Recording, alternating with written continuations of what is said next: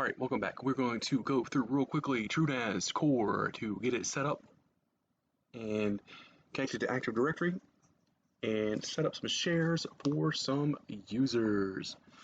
So here we go. First thing we're going to do is go to our network. We want to make sure that our global configurations are set. We have our name, our domain name.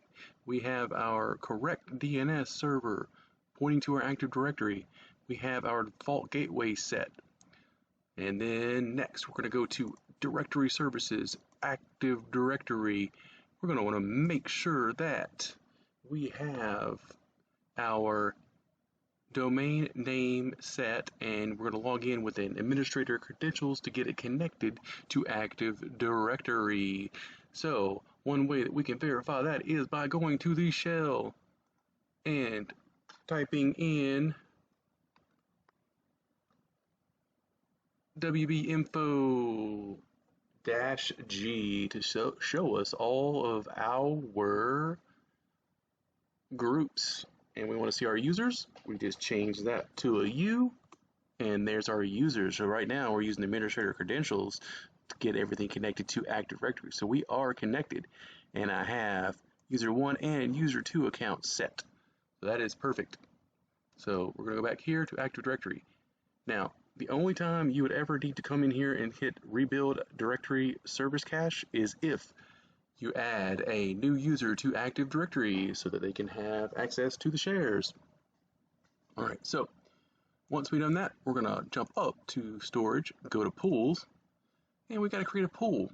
You know what? What a better name than pool. So we're going to call this pool.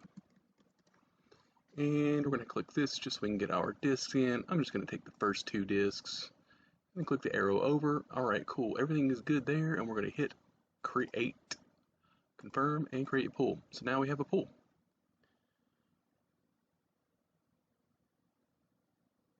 Excellento. The next step is now to click the 3 dots, and we need to create a data set.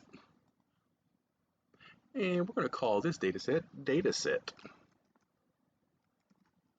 Perfect.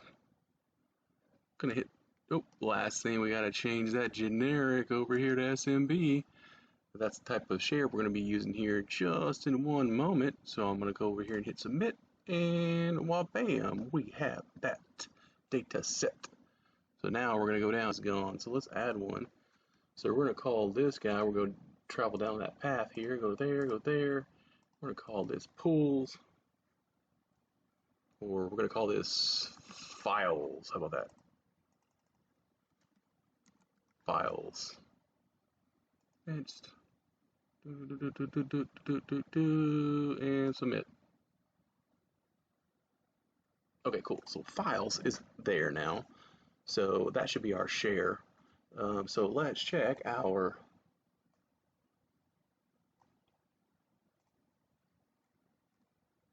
everything's good there. So let's go back up to storage. Let's go to pools, dataset. Let's just see who has permissions. Alright, cool. So everyone, owner, group have full. So everyone should have permissions, but let's change our user to our domain users.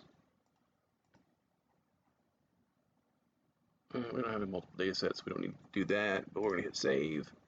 Alright, cool. So now let's go back to our virtual machine, log back in,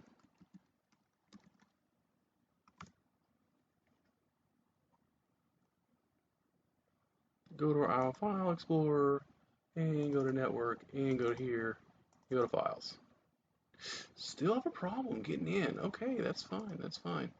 We need to make sure that we have on our share, I wonder if we can do our shares, and we can say that, and we can say edit. We're going to have to go back to our storage pools and then go to that data set.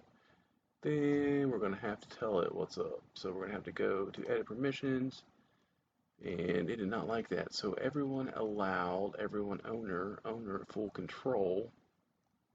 You know, I think this may be a time we need to go to our services and we need to go turn off our SMB and turn it back on.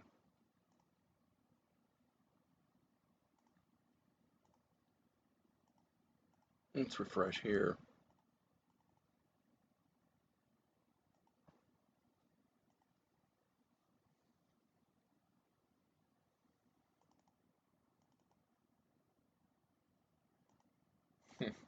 All right, no permissions. Okay, well, storage pools, data set, and we're going to go to our permissions here. Everyone, we need to traverse, we need to get to full control, then we need to go to inherit, and then check these guys. All right, now we're good. Now we'll be fine. Save that guy, and we'll go back into our virtual machine and refresh that. All right, now we're in the files. Let's create something here. So we need to change this to, let's just say that and that. Cool. So now we have access to that files folder. All right, so it does take a little troubleshooting and a little messing around with some of the permissions, but you can pretty much get it to do what you want it to do.